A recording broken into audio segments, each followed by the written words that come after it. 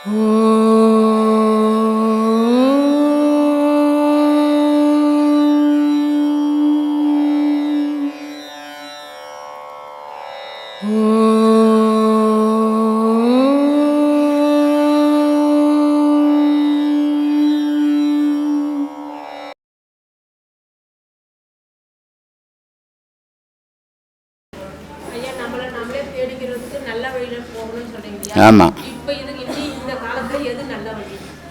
உன்னை தேடுறது தான் நல்ல வழி.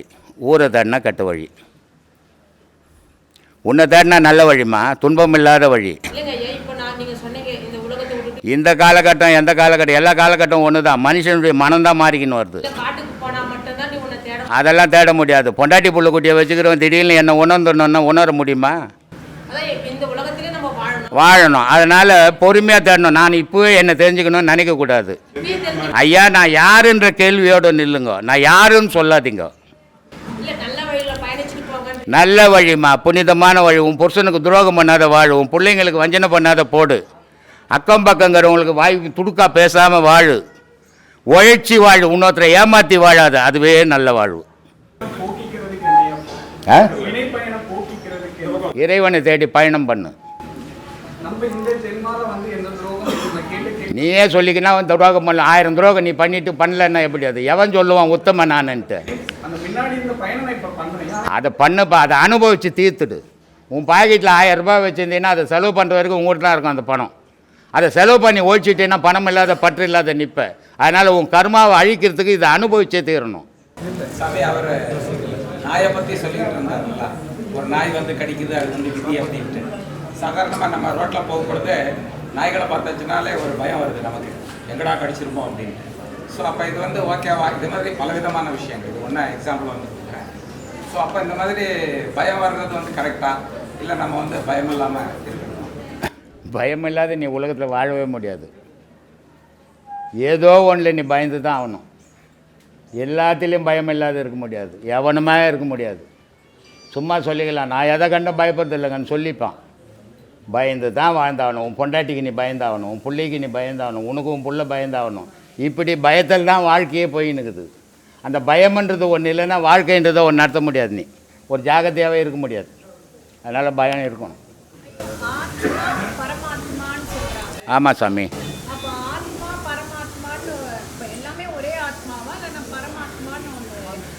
உன் கூட எத்தனை பேர் பிறந்தாங்க? 2 பேர், 2 ஆத்மா. 5 பேர் பிறந்தா 5 ஆத்மா. ஆனால் உலகத்தில் பரமாத்மா ஒரு பொருள் தான். அதுக்கு தான் ஏகன் பேர். அதுக்கு ஏகன்னா ஒன்று, அநேகன். அநேகன்னா பல கோடி. அந்த ஒரு பொருள் பல கோடி பொருளை உருவாக்குச்சு. ஒரு புளியங்கொட்டை போட்டேன், ஒரு கொட்டை தான் போட்டேன். அது மரமாகி காய் காய்ச்சி கொட்டையாகும் போது எத்தனை ஆயிரம் கொட்டையாகுது? பல ஆயிரம் ஆச்சுல்ல. அந்த மாதிரி இறைவன் மரம் மாதிரி, உயிரினங்கள் நம்ம ஆன்மா மாதிரி. அப்போ பல ஆயிரம் கோடி ஆன்மாக்கள் இருக்குது. ஆனால் இறைவன் ஒருவனே. இப்போ ஒரு குடும்பத்தில் அப்பா இருக்கிறாரு, அவருக்கு சம்சாரங்குது, அவருக்கு ஒரு 5 புள்ளக்குது, 5 மருமகுது. இந்த 10 பேரையும் வச்சுக்கினாலும் தலைவர் யார்? அப்பா தானே. அது மாதிரி நம்ம கோடி பேர் இருந்தாலும் நமக்கு தலைவன் இறைவன் தான், இல்லையா? அதனால் அப்படி உணர்ந்தீங்கன்னா உங்களுக்கெல்லாம் உண்மை தெரியும். ஆமாம்மா. உலகத்தில் ஏக்க நடத்தின்னுக்குது. இது தெரிஞ்சு நடக்குது.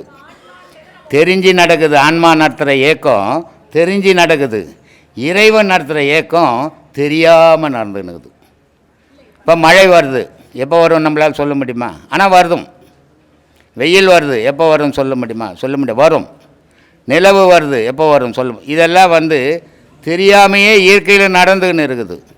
ஆனால் நம்ம அடையாளமாக இருந்து தெரிஞ்சு நடத்திக்கின்னு இருக்கிறோம். தெரிஞ்சு நடத்துறது ஆத்மா, தெரியாமல் நடத்துறது பரமாத்மா.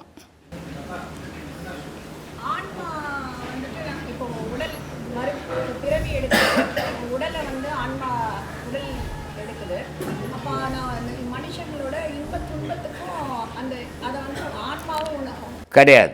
இதை தான் எல்லாரும் தவறான முறையில் நினச்சிக்கிறாங்க. ஆன்மாவுக்கும் இன்ப துன்பத்துக்கும் சம்பந்தமே கிடையாது. இப்போது இன்பம்னு எதை சொல்லுது? யார் சொல்கிறது? நீங்கன்றது இருக்கட்டும். எது சொல்லுது? மனம் சொல்லுது. துன்பம்னு எது சொல்லுது? மனம் சொல்லுது. ஆன்மாவினுடைய குழந்தை தான் மனம். இப்போ நீங்கள் இருக்கிறீங்க, உங்கள் குழந்தை இருக்குது, அதுக்கு எதுவும் தெரியாது, கண்டது மேலே ஆசைப்படும், அதனால் அது துன்பத்தை அனுபவிக்கும். ஆனால் ஆன்மாவைப்பட்டு இருக்கிற நீங்கள் அதுக்கு பல அறிவுரை சொல்லுவீங்க, ஆனால் அது கேட்காது. அது மாதிரி மனிதனுக்குள்ளே இருக்கிற ஆன்மா எல்லா அறிவுரையும் மனத்துக்கு சொல்லுது. ஆன்மாவினுடைய குழந்தை தான் மனம்.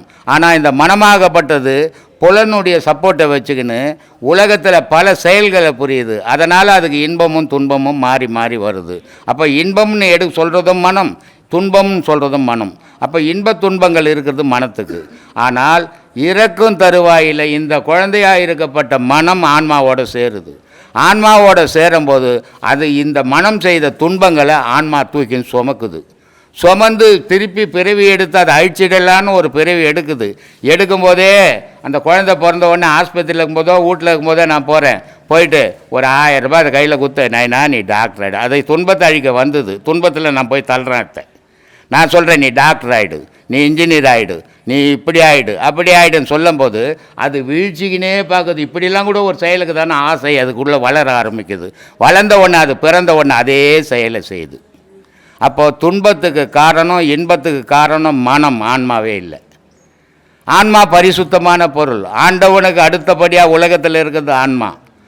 ஆண்டவன் சுத்தமானவன். ஆண்டவனுக்கு பிறப்பும் இல்லை, இறப்பும் இல்லை, சின்னதும் இல்லை, பெருசும் இல்லை, இரவும் இல்லை, பகலும் இல்லை, இன்பம் இல்லை, துன்பம் இல்லை. அதான் ஆண்டவன்.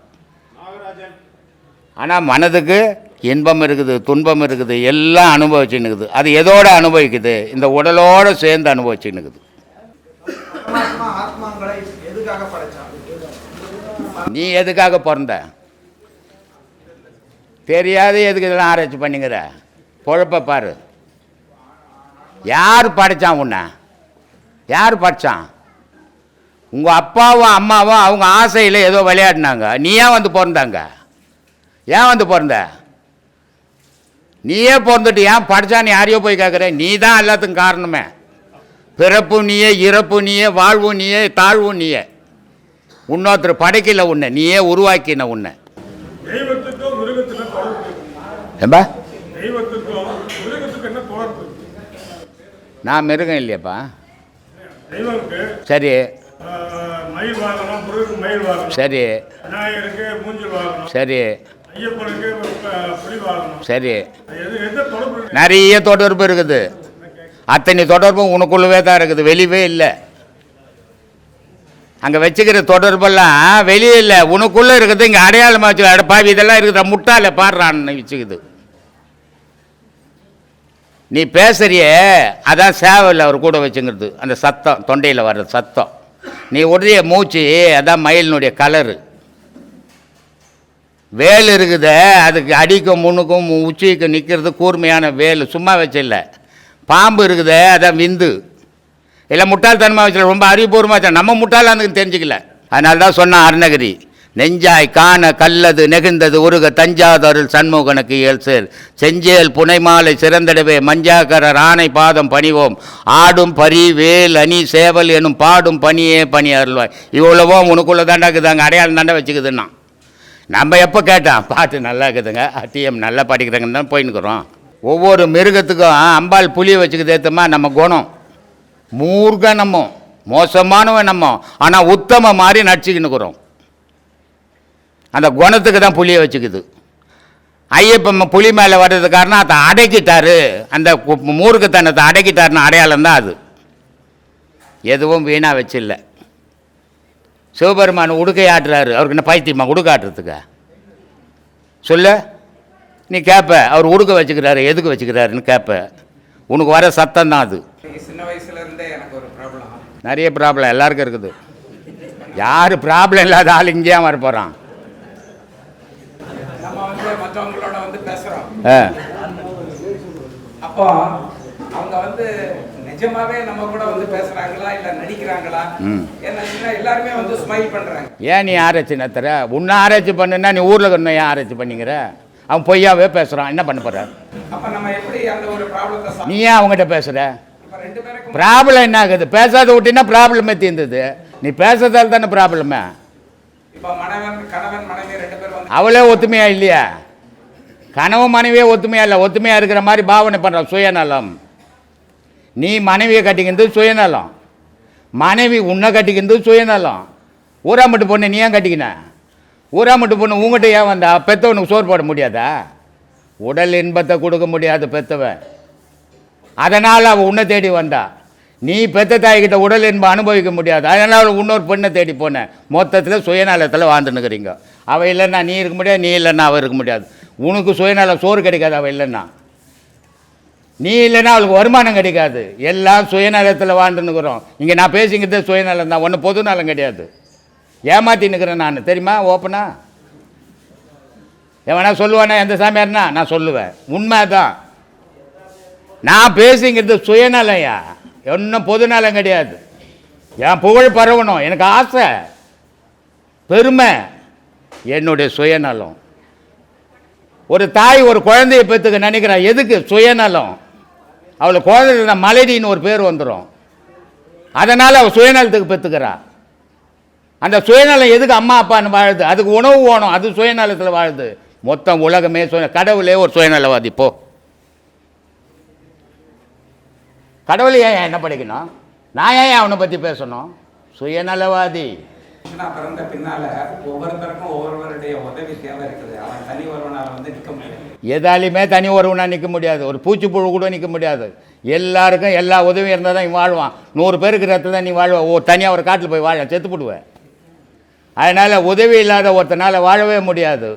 நீ போடுற துணி இன்னொருத்தன் நெய்ஞ்சது, நீ போடுற சத்து இன்னொருத்தன் தச்சது, நீ துன்ற உணவு இன்னொருத்தன் விவசாயம் பண்ணது, எல்லாம் உலகத்தோட ஒட்டி வாழ்ந்துன்னு தான் உயிரினம். போ. அப்படி இருக்கும் பொழுது நமக்கு எல்லாருடைய உதவியும் தேவைப்படுது. அவங்க வந்து கரெக்டாக பேசுன, அவன் கரெக்டாக பேசுறனா பேசலையா நீ நினைக்கூடாது. நீ கரெக்டாக பேசுறியான்னு யோசிக்கணும். அவன் விருப்பத்துக்கு அவன் பேசுவான், நீ உன் விருப்பத்துக்கு அவனை கட்டாயப்படுத்தாத. நீ சரியாக பேசுறனா அவன் சொல்லுவான், அந்தாலும் என்னங்க பெரிய மனுஷனாகிறாரு இப்படி பேசுகிறாருன்னுமா அவன். நீ சொல்கிற அவன் சரியாக பேச மாட்டாங்க, அவன் வஞ்சனை வச்சுன்னு பேசுகிறாங்கன்னு. இது மனிதனுடைய இனம். ஏன்னா பேச்சு இருக்கிறதால இப்படி சொல்லியிருந்துடுறான். மிருகம் சொல்லுமா? மிருகம் சொல்லுமா? சொல்லாது. ஏன்னா பாஷை இல்லை, அதனால் யாரையும் வேற்றுமையாக நினைக்கிறதில்ல. உனக்கு பேச்சு இருக்குது, எல்லாரையும் வேற்றுமையாக நினைக்க. நீ மட்டும் உத்தமன்னு நினைக்கிற. ஆனால் உன்னை விட அயோக்கியம் ஊரில் இருக்க முடியாது. ஏன்னா இன்னொருத்தனை தவறான கண்ணோட்டத்தில் பார்க்குறோம், இவன் தவறானவனாக தான் இருப்பான். எல்லாரும் நல்லவன் இவன் நினச்சிட்டான்னா இவன் நல்லவனாகவே இருப்பான். ஏன்னா யார் சொல்கிறது இவன் காதில் வாங்க மாட்டான். என்கிட்ட மைசூர் சிங்கப்பூர்லேருந்து 2 அம்மா வந்தாங்க. காலையில் 6 மணிக்கெல்லாம் வந்துட்டாங்க. அந்த மாதிரி சொல்கிறாங்க, சாமி நான் நிறைய உதவிகள் செய்கிறேன், என்னால் முடிஞ்ச உதவிகள் செய்கிறேன், ஆனால் என்னை எல்லாரும் கெட்டதாக தான் நினைக்கிறாங்கண்ணா. நான் சொன்னேன், நீ சொல்லக்கூடாது உதவி பண்ணுறேன்ட்டு. வீட்டு பக்கத்து வீட்டுக்கார் வந்து என்கிட்ட சொல்லணும், அந்த அம்மா தங்கமானவங்க, அந்த அம்மா நல்லா உதவி செய்கிறவங்க, நல்லவங்க சொன்னால் ஒத்துப்பேன். நீயே உன்னை பற்றி சொல்லி தெரியுறிய, இதுவே தப்புன்ட்டேன். அதனால் தன்னை திருத்திக்க முயற்சி பண்ணுங்க. இன்னொருத்த எப்படியாவது இருந்துட்டு போட்டு நமக்கு என்ன போச்சு? கெட்டவனாக இருக்கட்டுமே, நமக்கு என்ன? அவன் பட போகிறான் அதனுடைய விளைவுகளை. அதனால் இன்னொருத்தரை குறை சொல்கிறத மறந்துடுங்க. முதல்ல சொல்லுங்கம்மா. யோசிக்கவே கூடாதுங்க. உங்களை பற்றி யோசிங்க, உங்களுக்கு நல்லது. மற்றவனை பற்றி போச்சுன்னா உங்களுக்கு மன ஓச்சல் தான் வரும். ஒரு குழந்தை நீங்கள் பெற்ற புள்ள, நீங்கள் நினைக்கிறபடி அது இருக்கணும், இருந்தால் உங்களுக்கு சந்தோஷம். ஆனால் நீங்கள் நினைக்கிறபடி அது இருக்காது, அது நினைக்கிறபடி தான் அது செய்யும். மன ஓச்சல் தானே. ஒன்றும் பேச மாட்டாங்க. அவன் பேசுறது உண்மை உனக்கு பொய்யாக்குது, நீ பேசுறது அவனுக்கு பொய்யாக்குது. யாரும் உண்மையை பேசுவான்? உண்மையை பேச முடியுமா உலகத்தில்? பாதி உண்மை பேசுவான், பாதி பொய் சொல்லுவான். எந்த உத்தமனும் உண்மையை பேசணும் கிடையாது உலகத்தில். இறைவனை காண்பது எப்படி? இறைவனை காண்பது எப்படி? உலகத்தை மறந்தீங்கன்னா இறைவனை காணலாம். ஐயா, பிரம்மச்சாரியம் வந்து கல்யாணத்துக்கு முன் எப்படி ஃபாலோ பண்ணுறது, கல்யாணத்துக்கு அப்புறம் எப்படி? கல்யாணத்துக்கு முன்னே பிரம்மச்சாரியாக தானே இருக்கிற, அப்புறம் என்ன கல்யாணத்துக்கு முன்னு பின்னு? செத்த பிறகு எப்படிங்க, பழைக்கும் போது எப்படிங்கன்னு கேட்குற மாதிரி இருக்குதப்பா. கல்யாணம் ஆகலாமே அவன் பிரம்மச்சாரி தானேப்பா. கல்யாணம் ஆனால் தானே சம்சாரி. சம்சார வாழ்க்கையில் ஒத்து இருக்கணும், பிரம்மச்சாரத்தில் நல்ல பழக்கத்தை கடைப்பிடிக்கணும். முன்னோர்கள் எந்த திதி கொடுக்காம விட்டாக்கா மாலை அமாவாசை கொடுக்குறாங்க. சரி, எதனால் ஐயா மாற்றி கொடுக்கலாம்? மாலை அமாவாசை எதுக்கு பண்ணுற? திதி எதுக்கு பண்ணுற? இறந்ததுக்காக. இறந்தான் போயிட்டான், உனக்கு என்னக்குது? இல்லை நீ பண்ணுற திதி அவன் வந்து என்ன சோறு கேட்பான உன்ன? இல்லை நீ கொடுக்கறதுக்கு அவன் இருக்கிற இடம் அட்ரஸ் தெரியுமா? இல்லை ஐயருக்கு தெரியுமா? இது குடும்பத்துக்குள்ளே மன நிறைவுக்கு செய்யறது. செத்தவன் போனவன் தான், அவன் எங்கேயோ போய் பிறந்து வளர்ந்துக்கின்னு இருக்கிறான். நீ கொடுக்குற திதி அவன் வாங்க மாட்டான். அது ஏன் ஒரு வருஷத்துக்கு ஒரு வாட்டி தான் பசி எடுக்குமா? மாலை அமாவாசைக்கு சோறு போட்டதா? டெய்லி பசி இருக்காதா? நீ மட்டும் 3 வேளை சாப்பிட்றிய, அவனுக்கு வருஷத்துக்கு ஒரு நாள் ஒரு வேளை கொடுக்குறிய, எப்படி நியாயம்? 3 வேளை கொடுக்கணுன்னா டெய்லி செத்தவன் 3 வேளை தான் சாப்பிட்டுக்கின்னு இருந்தான். வருஷத்துக்கு ஒரு வாட்டி ஒரு பிடி சோறு கொடுக்குறியா? அது என்ன நியாயம் சொல்லுப்பா? தானே கேட்ட, வா பேசலாம், வாப்பா. இதையெல்லாம் வந்து ஒரு குடும்பத்துக்குள்ளே இதெல்லாம் செய்தால் தான் ஒரு நாள். இப்போ காலத்தில் வந்து டெய்லி பாஸ்போர்ட்டில் போய் பிரியாணி சாப்பிட்டுறீங்க இல்லை? அது மாதிரி அவசர உலகம், எங்கே போனாலும் எது வேணால் கிடைக்கும். ஒரு காலத்தில் எதுவுமே சரியான சாப்பாடே கிடைக்காது, அவனுக்கு உழைப்பே சரியாக இருக்கும். அதுக்காக இந்த மாதிரி நாள்களை வகுத்து அவனுக்கு அந்த நாள் ரெஸ்ட் எடுத்து அவன் நல்ல உணவுகளை செய்து சாப்பிட்றதுக்கு வச்ச சாங்கியங்கள் இதெல்லாம். இது செத்தவனுக்கும் இதுக்கும் சம்மந்தமே இல்லை. ஏதாவது அட்ரஸ் இருக்குதா சொல்லு? அட்ரஸ் இருக்கிற ஒரு ஊரில் ஒரு அட்ரஸ் கொடுத்து ஒரு பேர் சொன்னவே வீட்டை கண்டுபிடிக்க முடியல. செத்தவன் எங்கே இருக்கிறான் தேடுறது இவ்வளோ பெரிய உலகத்தில்? அதனால் இதெல்லாம் அதுக்காக செய்து வச்சது. சொல்லுங்கப்பா, டக்குன்னு சொல்லுங்க. கடவுளோட படைப்புல வந்து எல்லா உயிரும் வந்துதான். இருக்கும்போது வந்து கோழி ஆடு மாடு வெட்டி சாப்பிட எல்லாம் பண்ணிட்டு இருக்கோம். சரி, அந்த மாதிரி இருக்கும்போது அது வந்து பாவம் சொல்லும்போது ஒரு கொசுவோ ஒரு எறும்போ என்னை வந்து கடிக்குது. இது கொசுவோ ஒரு எறும்போ என்னை வந்து கடிக்குது. சரி அடிச்சு போட்டுரும். சரி, என்னோட சுயநலத்தால் என்ன வந்து எந்த ஒரு பொருள் எனக்கு பாதிக்குதோ கொசு வந்து உங்கள்கிட்ட பேசுமா? உங்கள்கிட்ட தேடி வருமா? ஒரு மாடு வளர்க்குறோன்னு வச்சுக்கோ, அது எங்கேயோ போய் மேயுது இல்லை, உன் வீடை தேடி வந்து பால் கறக்குது, கண்ணுக்குட்டி போடுது, சாணி போடுது, கொசு வந்து போடுமா? அப்போ கொசுவுக்கும் மாட்டுக்கும் ஒன்றாக்குறீங்க. உயிர் உள்ள ஜீவன்கள் உங்ககிட்ட உறவாடுற பொருள்கள் வேறு, உங்கள்கிட்ட உறவற்ற பொருள்கள் வேறு. கொசு கடிக்குது, நல்லா கடின்னு விட்டுடுவியா? பாவமாச்சே. ஒரு பாம்பு வீட்டுக்குள்ள வந்து போச்சுன்னா பாம்பு அது ஒரு ஜீவன் விட்டுடுவியா? அடிக்கதானே செய்வேன். நீ போய் தேடி அடிக்காத எதையும், அதை அடித்தா பாவம். அது உன்னை தேடி வந்து நீ தவறி அடிக்கும்போது அது பாவம் இல்லை. ஐயா, பஞ்சபூதங்களால் படைக்கப்படுது இங்கே இருக்கிற எல்லா உயிர்களும். அது மிருகத்துக்கும் மனிதனுக்கும் உள்ள வித்தியாசம் எல்லாத்துலேயும் இது பஞ்சபூதம். படைக்கப்பட்டு அது ஏன் கடவுளை அடையணும்? கடவுளை அடையணும்னா எண்ணம் எப்போ பார்க்கணும்? இப்போ உங்களுக்கு என்ன வயசு? என் வயசு 30. நீ பிறந்த உடனே உண்மையான கடவுளை தேடணும், அப்போவே இல்லை தேடிக்கணும். 30 வருஷம் என்ன பண்ணியிருந்த? எங்கேயோ வாங்கியிருக்குற, அதனால் இப்போ கடவுளை தேடலான்னு வந்திருக்குற இல்லையா? மனுஷன் கடவுளை எப்போ தேடுறான்? ஒன்று இன்பம் கிடைக்கணும், அப்போ சாமியை நல்ல இன்பத்தை கொடுத்த சாமின்னு கும்பிட்றான். இல்லை நல்ல ஆப்பு வரணும், ஐயா எனக்கு இப்படிப்பட்ட துன்பம் வந்துடுச்சு, இப்போ காப்பாற்ற என்ன ஆள் இல்லை, நீ தான் ஓணணும். வாழ்க்கையில் ஒருத்தனுக்கு விருத்தி வரும்போது தான் அவன் இறைவன்ற ஒரு பொருளையே நினைக்கிறான். வாழ்க்கையில் விருத்தி இல்லாத வரைக்கும் எவனும் இறைவனை நினைக்கிறதே இல்லை. ஆசையில் நாய் அலைகிற மாதிரி அலைஞ்சின்னு இருக்கிறான். எப்படி இறைவனை அடைவான்? இறைவனை நீ பார்க்கும்போது உலகம் உன் கண்ணுக்கு தெரியாது, உலகம் இருக்காது. இறைவன் உன் கண்ணிலேருந்து மறையும் போது உலகம் வந்துடும், இறைவன் இருக்க மாட்டான். இப்படி இருவிதமான வாழ்வு அது. நீ எப்போ உலகத்தை இழக்கிறியோ இறைவன் உன்னோட உறவு கொள்ளுவான். நீ எப்போ உலகத்தோட உறவு கொள்கிற இறைவன் உன்னை விட்டு விலகிடுவான். இதுதான் இயற்கை. சிவன் தானேப்பா சிவலிங்கம். யார் பிரித்து வச்சது? சிவன் எப்போனா வந்து நான் தான் என் பேர் சிவலிங்கன்னு சொன்னார்? யார்? மனுஷன் பண்ணுற குணம் கெட்ட நாயாச்சு இவன் மனுஷன். 5 புலன்களுடைய ஆனந்தத்தை விட அந்த ஒரு செக்ஸ்ன்ற ஒரு ஆனந்தம் வந்து அதிகமாக இருக்கு. ஆமாம், உலகம் அதானே விரும்புது.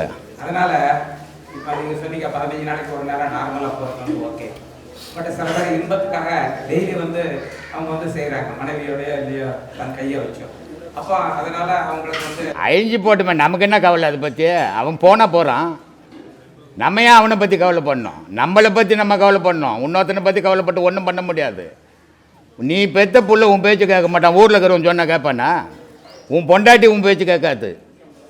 அப்புறம் ஊரில் இருக்கிறன்னு போய் திருத்த முடியுமா? அவன் திருந்தணும், சொல்ல வேண்டிய கடமை நமது.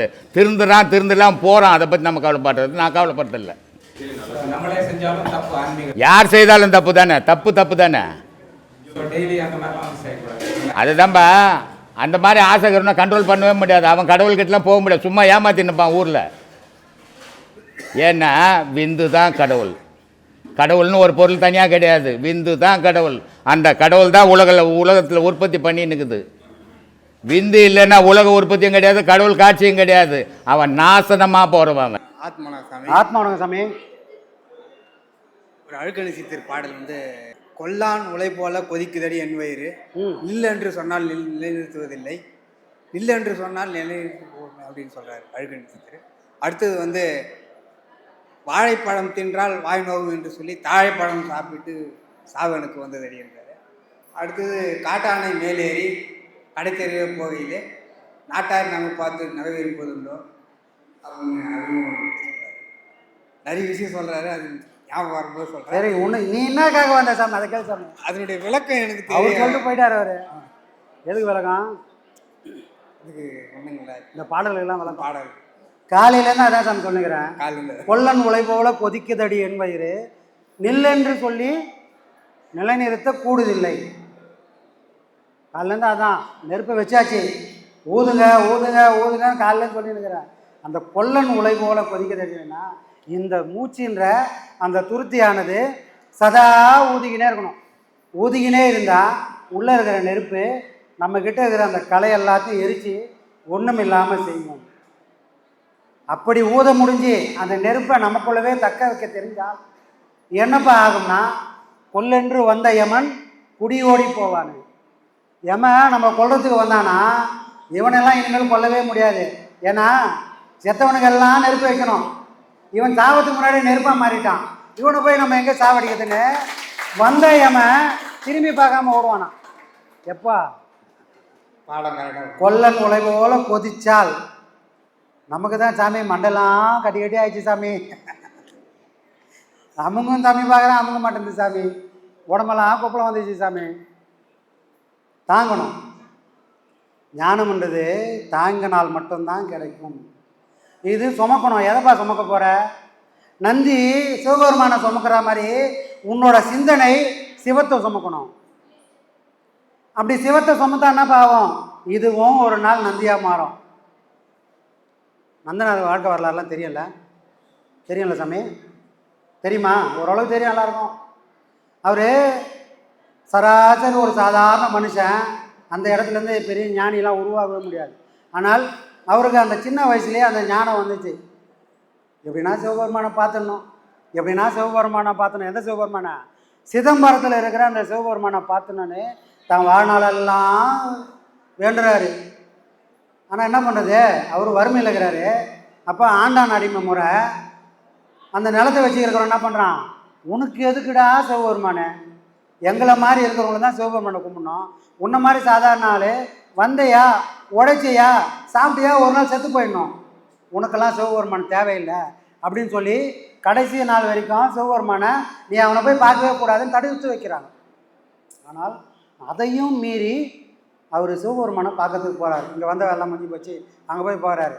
சரி, ஊரில் இதெல்லாம் சமாளிச்சுட்டு அங்கே போனால் சாமிக்கு முன்னாடி அங்கே ஒன்று உக்காந்துக்குது. அதுக்கு பேர் என்னது? நந்தி. உள்ளே விட மாட்டுறாங்க. சரி, வாசலில் நின்னாவது பார்த்துருவோம் சிவபெருமானு பார்த்தா நந்தி சிவனை மறைச்சினுக்குது. என்ன சாமி அநியாயம்! ஒரு மனுஷனுக்கு எவ்வளோ தான் கஷ்டம் வருது, அவர் என்ன அப்படி தப்பு பண்ணிட்டாரு? கடவுளை பார்க்கணுன்னு ஒரு வேட்கை, இவ்வளோ சோதனை தேவையானா வந்ததில்லை வாழ்க்கையில். ஆனால் அவர் போய் நின்ன உடனே இறைவன் சொல்கிறான், சற்றே தள்ளி இருப்பில்லா என்றார். யாரா? நந்தியம்பெருமானை கூப்பிட்டு, டே என் பக்தன் வந்திருக்கிறான், வெளியே உள்ளே வர விட மாட்டான் அந்த பாவிக்கும், அவன் பரவாயில்ல, உள்ளே வரணும் பரவாயில்ல, அவனுக்கு என் காட்சி கிடைக்கணும், நீ கொஞ்சம் தள்ளி நிலுப்பா அப்படின்னு நந்தியை தள்ளி சொல்லிட்டு காட்சியை இறைவன் கொடுக்குறான். இது எப்படி சாமி கிடைக்கும்? நான்முகன் வடிவமே ஸ்தூல பிம்பம். இந்த ஸ்தூலமான உடல் இந்த படைக்கக்கூடிய பிரம்மனோட சொரூபம். மற்ற 4 புலனும் எதுனா நந்தியோட அம்சம். அப்போ இறைவன் என்ன பண்ணுறான், நந்தி சற்றே தள்ளிடும் என் பிள்ளைன்னு யாரை சொன்னானா, இந்த புலன்கள் எல்லாம் அடக்கி ஒடுக்கி நீ அதை சிவபெருமான் சொன்ன மாதிரி உன் மனசால் நிர்வாகம் பண்ணக்கூடே கம்மனிரு அப்படின்னு நீ சொன்னால் இந்த புலன்கள் எல்லாம் அடங்கி நின்னா நந்தனாருக்கு எப்படி இறைக்காட்சி கிடைச்சதோ அந்த மாதிரி உங்களுக்கும் இறைக்காட்சி கிடைக்கும். அங்கே நடந்தது ஏதோ கதை இல்லை, அங்கே ஏதோ நடந்தது புராணம் இல்லை, அங்கே நடந்தது எதுனா சாட்சா இதே விஷயங்கள் தான். அந்த நந்தின்ற ஒரு அம்சம் இந்த புலன்களோட அம்சம். சிவபெருமானே நீ கொஞ்சம் தள்ளிக்கப்பா என்னை பார்க்கட்டுன்ற மாதிரி என்னோட வாழ்நாளில் என்னோட புலன்கள் மேலே நான் அதிகாரம் செலுத்தணும். டேய் கம்முனுன்னா அந்த புலன்கள் எல்லாம் அடங்கி ஒடுங்கி இருக்கணும். அடங்கி ஒடுங்கி புலன்கள் இருந்தால் உள்ளுக்குள் இருக்கிற சிவம் நம்மளோட கண்ணுக்கு வெளிப்படும். அதுதான் நந்தனாரோட வாழ்க்கை நமக்கு காட்டி கொடுக்குது. ஏதோ நந்தனார் கதை படித்தோம், ஆஹா எவ்வளோ பெரிய மகன், எவ்வளோ பெரிய ஞானி அப்படின்னு நாம் உச்சி கொட்டுறதுக்காக அவங்களாம் வாழலை. அதில் இருந்து நாம் என்ன கற்றுக்கணும்? அங்கே சூட்சமாக சில விஷயங்கள் நடக்குது, அதுவும் நம்ம வாழ்க்கையில் நடக்குமே. இதெல்லாம் யோசனை பண்ணி பார்த்தோம்னா தான் அங்கே நடந்த விஷயத்துக்கும் நம்ம வாழ்க்கையில் நடக்கிற விஷயத்துக்கும் பொருத்தி பார்க்கணும். அதை ஏதோ கதை மாதிரி கேட்டுட்டு அப்படியே போகிறதில்ல நம்ம வாழ்க்கை. அங்கே நடக்கிற விஷயந்தான் இங்கே நடக்க போகுது. அங்கே என்ன காட்சி கண்டமோ அதே காட்சி இங்கேயும் காண முடியும். நீ நந்தனார் ஆனால். நந்தனார் ஆகுமா? சொல்லு சாமி. எதுக்கு அடுப்பு மாதிரி எறியணும்னா இதெல்லாம் நடக்கணும்னா கொல்லன் உலை போல் நம்ம உள்ளே கொதிக்கணும். சரி சாமி, வாழைப்பழம் தின்றால் வாய் நோகும் என்று சொல்லி தாழை பழம் தின்று சாவெனக்கு வந்ததடி. அது என்ன வாழைப்பழம், அது என்ன தாழைப்பழம்னா வாழைப்பழத்துக்கு ஒரு கவர்ச்சியே கிடையாது. ஆனால் அழகாக உரித்து டப்புன்னு சாப்பிட்றலாம், வாய் கூட வலிக்காது. ஆனால் தாழைப்பழம் நல்லா கலர்ஃபுல்லாக இருக்கும். ஆனால் சாப்பிட்டா போக வேண்டியதான் துபாய்க்கு. ஆனால் இந்த மனுஷ கூட்டம் வாழைப்பழம் மாதிரி இருக்கிற அந்த யோகத்தை பிடிச்சிக்கப்பா, இந்த யோகன்றது வாழைப்பழம் மாதிரி ரொம்ப ஈஸியாக இறைவனை பிடிச்சிடலாம் அப்படின்னா, ஆஹா பக்தின்ற அந்த தாழைப்பழத்தை பிடிச்சிட்டு இறைவன் அங்கே இருக்கிறான், இறைவன் இங்கே இருக்கிறான் அப்படின்னு தாழைப்பழம் எப்படி கவர்ச்சியா ஒன்று இழுத்துன்னு போதோ அந்த மாதிரி பக்தின்றத ஒரு விஷயத்தை இழுத்துக்கின்னு இவன் கோயில் கோயிலாக மலை மலையாக தெரு தெருவாக சுற்றுறானே தவிர அங்கே இருப்பது சத்தியம் என்றால் எனக்குள்ள இருப்பதும் சத்தியம் என்ற அந்த உணர்வு வந்து இவங்க நின்னால் வாழைப்பழம் சாப்பிட சொன்னால் வாய் நோக்கும் சொல்ல மாட்டாங்க. இதை தான் அங்கே அவங்க சொல்கிறாங்க சொன்னாங்க. அப்போ வாழைப்பழம்ன்றது யோகம். இதை பண்ணால் இறைவன் உனக்குள்ளே தோணுவான்பா. தாழைப்பழம் தின்னா சாவு கண்டிப்பாக வந்துடும். ஏன்னா ஒரு நாளும் உள்ள இறைவன் வரமாட்டான். ஏன்னா நீ எப்பவுமே வெளியே வச்சே பார்த்துங்கிற.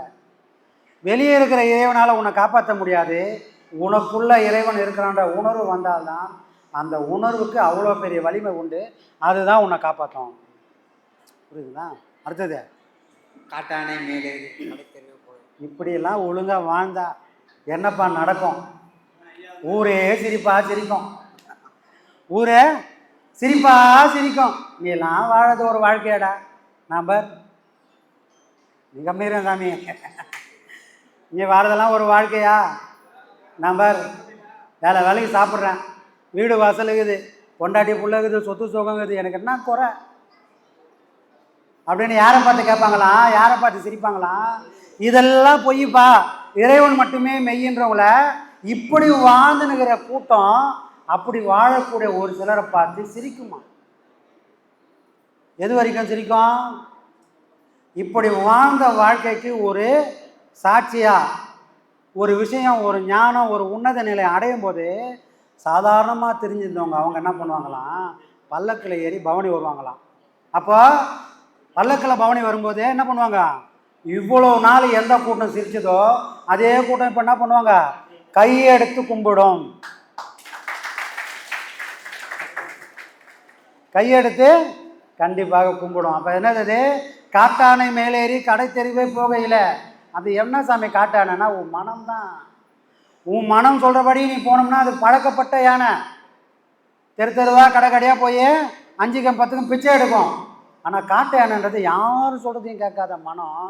ஆனால் அந்த மனசை நீ அடக்கி ஆண்டன்னு சொன்னால் என்னப்பா கிடைக்குன்னா, நாளைக்கு இந்த ஊரும் உலகமும் உன்னை கொண்டாடக்கூடிய தகுதியை உன் மனம் யாருக்கு அடக்கி ஆண்டுறாங்களோ அவங்களுக்கு இறைவன் கொடுப்பான். அதுதான் அங்கே காட்டுறாங்க. நாம் கூட ஐயா என்ன பண்ணோம், பல்லக்கில் பவனி வந்தோம். எதுக்காக வந்தோம்?